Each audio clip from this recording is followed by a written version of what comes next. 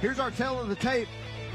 27-year-old Cameron Preshner, 6 years younger than 33-year-old Manuel Garcia. This is a catchweight fight at 195, so both guys made weight. 6'2" is Cameron Preshner versus 5'6". I think he's a little taller than that, Alex, but an 80-inch reach over 67 for Manuel Garcia. This tale of the tape brought to you by OnlyFans. Let's go in here and make it official with Wayne Leggett.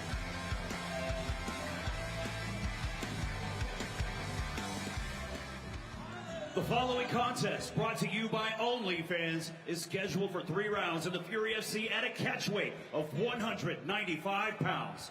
Introducing your first competitor, fighting out of the blue corner. This mixed martial artist stands 6 feet 2 inches tall, and he weighed in officially at 194.8 pounds. Fighting out of Houston, Texas, by way of Scottsbluff, Nebraska, he holds a professional record of 1 win, 1 loss. Here is Cameron Preshner.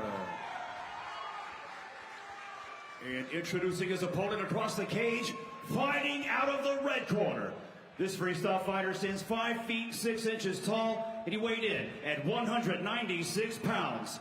Fighting out of Monterrey, Nuevo Leon, today he looks for his 3rd win as a pro. Here is Manuel Intenso Garcia.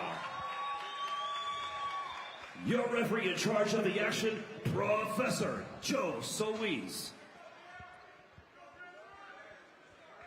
Referee Joe Solis making the calls for this fight.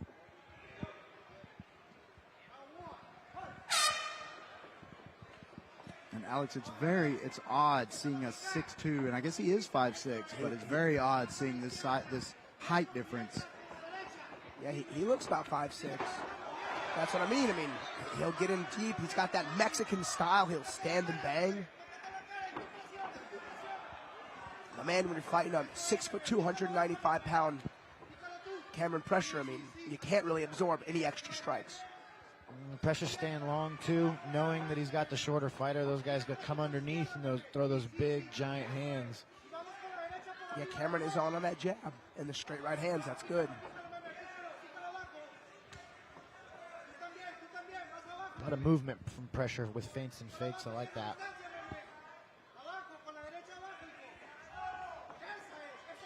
Manuel staying patient, working the outside a little bit.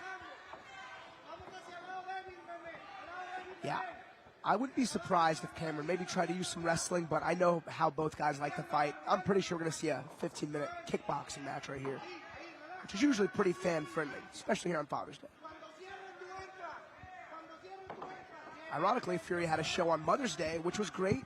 I think it's a little more appropriate, some cage fighting for Father's Day. I would rather be nowhere else for Father's Day. Hey, man, me too. And we need to do a fight night where the fathers fight their daughter's boyfriends. That would be amazing. I'd watch that. I don't have to worry about that for a few years, guys. I'm glad about that. I don't think there's going to be too many takers fighting Jake Heffernan. And we see the wrestling activate. Yeah, and he did a really good job, did Cameron, sticking to that double leg. Good follow through, settling in top side control right where you want to be off of that double leg. Manuel has his neck trapped, but I think this is one of those things, it's a high-intensity fight. He's got some posture-controlling factors here with that little chin strap. He may try to reverse him, but until he gets his legs in play, there's going to be no threat of a choke. If anything, Cameron could try to Von Flue choke him right now.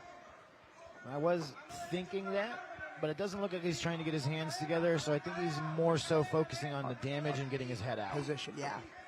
Now, being a 4-ounce fighter, I don't know if it's an attribute for all fighters, but I know their coach, their gym, has a tremendous Kimura game. We were actually practicing Kimura defense upstairs before Joe went against the 4-ounce fighter. Nice little regard. They called Daniel the Kimura King. Man. Here's a nice little bit of ground and pound there from Cameron. And he got forehead into the chin. I love the pressure from top from Cameron. It makes it hard to get your shoulders off the mat when you're focusing on getting your chin from being crushed by a forehead. So, Mike, one thing the 4-ounce guys are good at is that bottom side control, turn away, Yes. leg trap Americana. I actually showed Joe upstairs, too. I was like, hey, just in case. Because I know one of the 4-ounce guys, I'm telling you guys, some of the craftiest grapplers in Houston. But I saw one guy go to a submission-only match, take bottom side control, and then tap the guy with that leg Americana. It was so weird. And I didn't know what it was. And then I trained with Mike one day, and I very quickly found out exactly what the submission was. I think we've all found out after we trained with Mike those quick submissions. Yeah, I tell everybody my jiu-jitsu's not any good, so I got to use magic. So I try those tricks constantly. My elbow still hurts the last time we rolled. I'm loving the pressure from Pressure. What a great name for MMA. Surprised he doesn't have a fight name yet. I think it makes itself. Yeah, Jake, Alex and I have talked about this a lot, that we think, both of us agree on this. You cannot give yourself a nickname. That has to be given to you by your teammates. Nope, I didn't pick mine. I tried at one point, didn't work out. Yeah. Alex literally gave me my nickname because he was explaining the way I fight to another person. Yeah.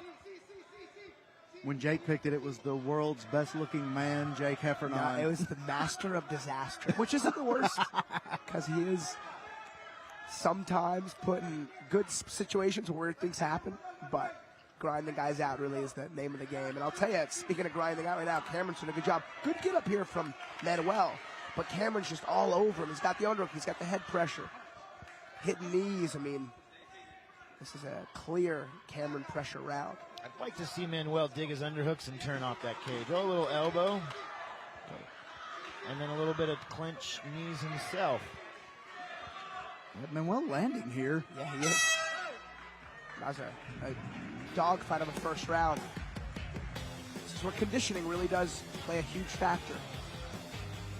Now, I wonder with Manuel, is he feeling the extra weight that Pressure probably has? He is a bigger man, so he probably has a little bit of extra. I think that's something that Manuel has been accustomed to in his career. I'd be surprised if he was ever the bigger fighter in terms of height. Here's the consistency on the double leg. He shoots, gets it stuck, but then kind of reshoots. Really pulls the legs out. Manuel landing those knees from the clinch off of his back on the cage, honestly. Like, used that frame well, made the space he needed, and landed what he needed to land. Yeah, he made the most out of what he could have in that position. Yeah, Manuel Garcia, I mean, he still looks fresh, still sitting tall on his stool. And so even though spent a lot of time on the bottom, a lot of time under control there, was able to get up at the end of the round, land a few punches or a few knees himself. So, I mean, he got rode out hard in his last fight, Manuel, by a good, heavy 205 wrestler. And honestly, coming to the second round, he was fresh. He's about it. One thing about Manuel is he knows what the fight game demands.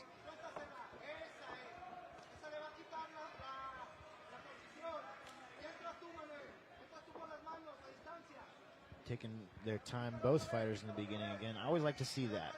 Don't get started too early in the round.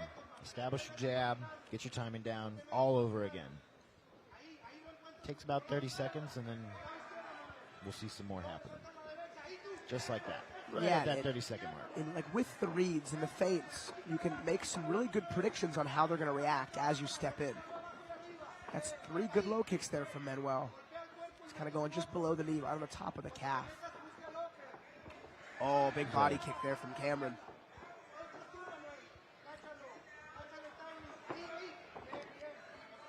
Manuel's guard is up, and he is looking to hit those counter shots. And I'm wondering maybe a straight punch in the beginning will get him to that mark on those hooks. I mean, yeah, he's going to have to make Cameron go backwards and then start to come over the top. To reach him with one strike at range is probably not going to happen. Alex, even though this went to a catch weight, I mean, Cameron Pressure's got to be 215 pounds. He's in there. A big guy. Yeah, he's really, really big. It's like a genuine big 85er. And, he got some great experiences last fight against Borrego. And Borrego's, headlining Fury cards. That comes with some experience.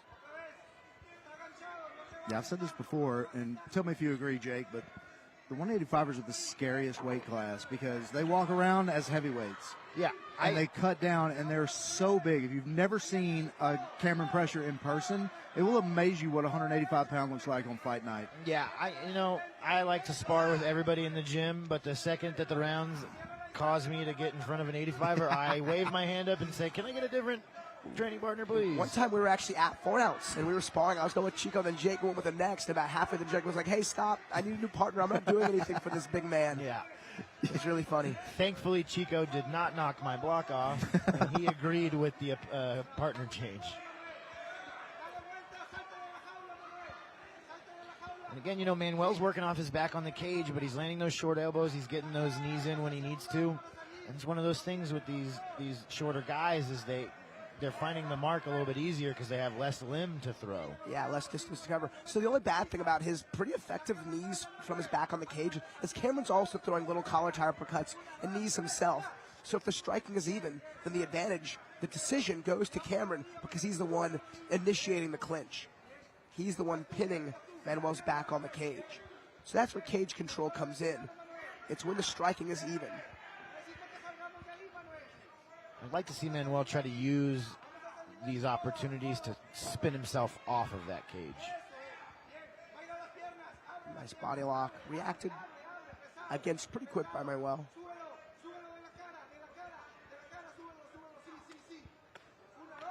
Hammer fist to the leg. It's always where can I cause damage from everywhere? 2 big knees in a row there from Manuel Garcia.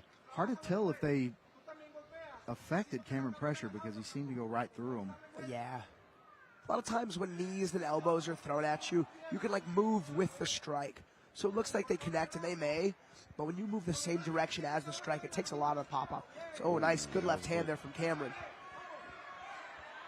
It's like rolling with the punches, but you're moving with the knees.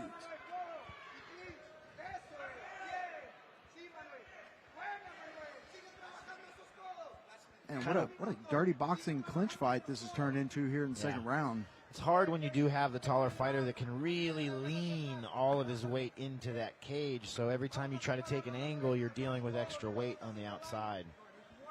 Oh, nice elbow there from Cameron. I think that elbow hurt Garcia a little bit. He looked like he had a little reset there. That's a good grip on the neck. Yep. This is a good. That's a ninja choke. Ninja choke. Oh, is Garcia going to end this fight? He's got to spin. Cameron did a great job. That's textbook ninja choke defense. Do a barrel roll towards the direction of the choke specifically. Oh, and we got a jump knee from Garcia as well. Man, that was a good attempt. That made this round a lot closer than it needed to be. Yeah, if Garcia is able to follow him down to the mat, this fight may be over. Yeah, that was a very tight choke. He was able to make the space there with that roll, but that was very, very close. Very tight choke from Garcia. Let's look at the highlights from round 2. The body kick. Started well on the striking. Honestly, that cage control and pressure so hard to deal with when you, again, have that taller fighter that can lean all that weight in. Here's that guillotine. So it started as a chin strap, and then a pretty good guillotine, and now a ninja choke. Beautiful reaction. Spun his chin towards the choking hand. There was a fight in the UFC, Josh Koscheck versus Jake Ellenberger. Well, Ellenberger fully locked up the ninja choke, and Koscheck spins the right way, but it was so locked, he didn't get out of it. They ended up falling. I think I actually talked to Jake Ellenberger years after, and he was like, yeah, when he spun, my head hit the ground. He's like, but I wasn't going to let the choke go. He ends up tapping, and it was wild. And I use that fight as an example to my students. Even though you follow all of the rules for submission defense, it's not always going to work. So the best defense is to not allow those locks to get set, obviously. But hand fighting immediately off those front chokes really is a great play. Yeah, and you have to take into account, too, that, especially guys at the highest level or other black belts, they're anticipating what you're what your defense is also. Yeah. So they know a little bit. They're kind of playing their offense into your defense sometimes. Wasn't the case there, but if it would have been, it might have been very interesting into the second round. Absolutely. I think Preshner also felt that ninja choke lock in pretty immediately and knew exactly what to do with that spin. So going back to his coach, DP, Tanner Pineda's got one of the gnarliest guillotines you'll ever see, so I'm sure it's something their whole team gets to experience regularly. Yeah, I've had experienced guys I've gone for subs on, and they've told me after, my coach does that all the time to me. That's why it would not work. And it's one of those frustrating things that you just can't know about. That was a big right hand from Manuel, but it seemed to light a little bit of a fire under Preshner's butt because the moment he got hit, he started coming forward and throwing punches back himself. Taking a little more time. Preshner's kind of edging his way in, getting those hands started again. Notice the guys are feeling the pace of the fight, but they still got a good little pep to their step. Manuel with a little bit less footwork, but I think he's just in a bit of, preservation mode right now. He's just waiting to uncork another big right hand. I do like the pump fakes Preshner's hitting down. He's looking for a setup, not just a punch. He just shot through him right there. Didn't even really touch the legs. Yeah, that was a linebacker tackle there. Yeah. Now top half guard, hard to deal with. Your hips are locked down, and they're covering on top. Yeah, I think Preshner is the fresher fighter here going into the third round, just based on body language. Manuel did a good job again recovering full guard. But at this point in the fight, they're so sweaty and a bit fatigued. To hit a submission off your back in round 3 is a very, very tall order. And I would be shocked if Garcia's legs fit around his shoulder and head. Yeah, I don't think we'll be seeing any triangles or gomaplatas.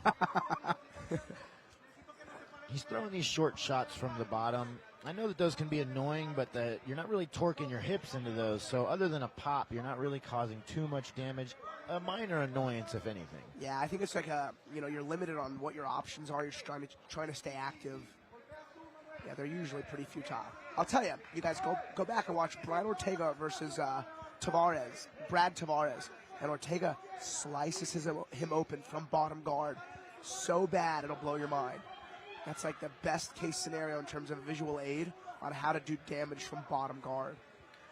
Nothing more frustrating when you're on top and then suddenly you're bleeding from an elbow that you don't understand how it landed. Notice Manuel built his base. I mean, last step here is to stand up and get that right leg on the outside of Cameron's left leg. He stayed a little too long and ended up giving up some back exposure. That was the right move, but him stalling there on his knee. Using the opportunity to stand up off of him letting the body lock go and going for that arm over the chin. Again, good effort here from Manuel, but I don't think it's going to be enough to win. These knees from his back being on the cage. I'd like to see him again turn around in one of these options off of the attack. Use the attack to spin your back off the cage and put your own pressure in. As we can see, though, it doesn't look like Preshner wants to be pressured at all. Yeah, he's keeping a hard grind here on Manuel. Looking for another double leg is Preshner. He's got enough time. He's got to get his hands together. If he wants to really try to hit a launch and lift here, he's going to have to really change levels and lock those hands. Not exactly sure what Garcia was doing. Looked like he was Smiling giving some hand signals to his coaches over there, but almost cost him the position. It's one of those things where you want to listen to your coaches, but you're in there by yourself. You got to make those choices on your own. Yeah, one of the craziest ones we saw in Fury is one time a guy gets rocked, and the ref is like, protect yourself. He looks at the ref, he's like, I'm not hurt. And as he looks at the ref, he gets hit and dropped and knocked out. It was wild. Like, why even talk to the ref? They tell us in the back not to talk to him. 20 seconds left. You know, honestly, very good work from Cameron Preshner, but Manuel has no quit in him. No. He's constantly looking to improve, constantly trying to figure out a way. Even a little guillotine plus knee right there option, front headlock plus knee option right there. Nice. Very active, fatigue-driven 15 minutes out of these guys. And you see Manuel kind of shrugging his arms. I think he knows that, Preshner kind of edged him out. Yeah, I'd say so. That was the biggest moment for Garcia in the fight. You know, he big looping right hand, landed right behind the ear. Didn't seem to have much pressure, didn't seem to phase Cameron Pressure. No. And, you know, trying to just chip away.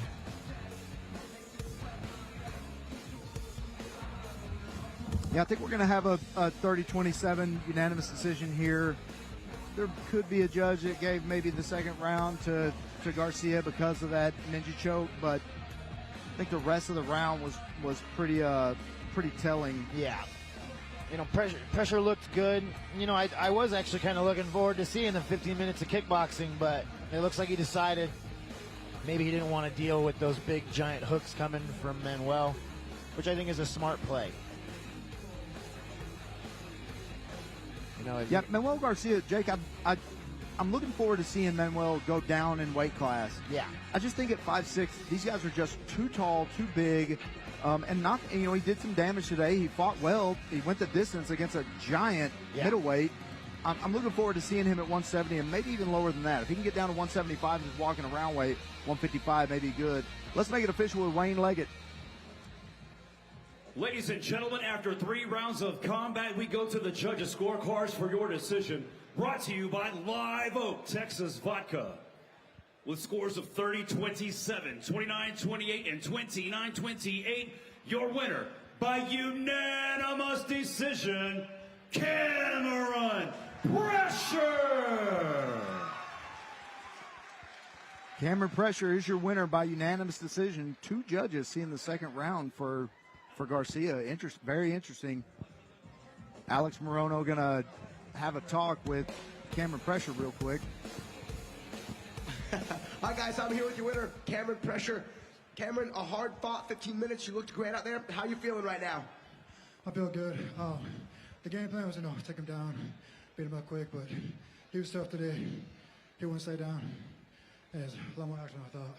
Yeah, Manuel is definitely a hard guy to put away. We knew that coming in. This fight was at a catchweight, 195 pounds. What weight class can we see you in next? 185. We'll try 185 again. Man, you're a true middleweight. You're a big middleweight. When do you want to fight again? Shit, whenever y'all have me. I'm ready. Let's go. Man, you're always putting on great fights. Congratulations. Your winner, Cameron Pressure. Congratulations to Cameron Pressure and 4 ounce. And a solid performance on both fighters. Cameron Pressure able to get it out and find that victory.